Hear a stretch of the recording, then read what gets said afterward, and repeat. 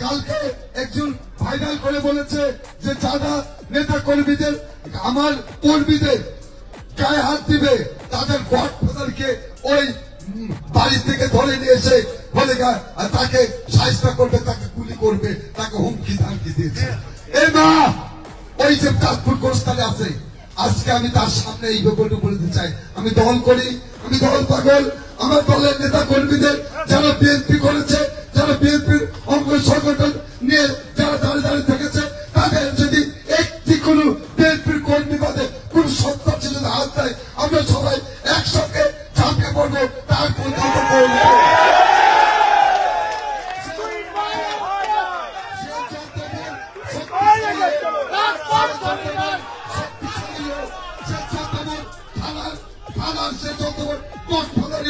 যে সারা ঈশ্বরদীতে লুটপাট সাম্রাজ্য করে যে গোবর গডফাদারি হোক, সে ওদের বলে রাখে মা জন্ম দিয়েছে একবার পৃথিবীতে, আমার জন্ম হয়েছে দুইবার।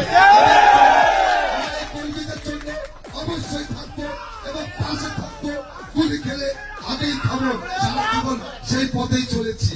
তাই হুমকি ধামকি দিয়ে কোনো লাভ হবে না, হুমকি ধামকি দিয়ে বিএনপির নেতা কর্মীদের ঐক্যবদ্ধ থেকে ফাটল করে হবে না। আপনাদের কাছে প্রয়োজনীয় অনুরোধ, আজকে যারা ভাই আমাদের সামনে এসেছে, খুব নির্যাতিত সৈনিক, খুব অসহায় সৈনিক, অবশ্যই আপনাদের সঙ্গে আমরা কিছু বেমানাল হয়তো ভুল করেছি, হয়তো জানতে করছি, অজান্তে করেছি, কাউকে কাউকে কাউকে হয়তো বুঝে করেছি না অসুবিধা করেছি, তার জন্য আমি ক্ষমা প্রার্থী। আমি এই কারণে ক্ষমা প্রার্থী, কারণ এর পিছনেও আমার অনেক বাধা ছিল, অনেক বাধা বিব্রত হয়েছে।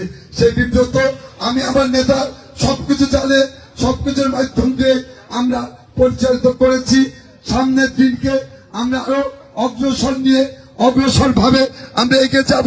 এই আহ্বান চালিয়ে রেখে আমাদের ভুল মানতলে ক্ষমা দৃষ্টি থেকে সামনে যে আমরা আরো 5-7টা ইউনিয়নে প্রোগ্রাম করবো, প্রত্যেকটি আমার যা আহ্বান, আমার যা নেতা কর্মী আছে তারা সুসংগঠিত ভাবে আমাদেরকে ভেট দিবে।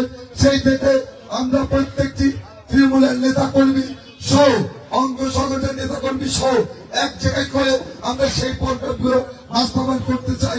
এই আহ্বান থেকে আজকে যারা ধানের শীষে এই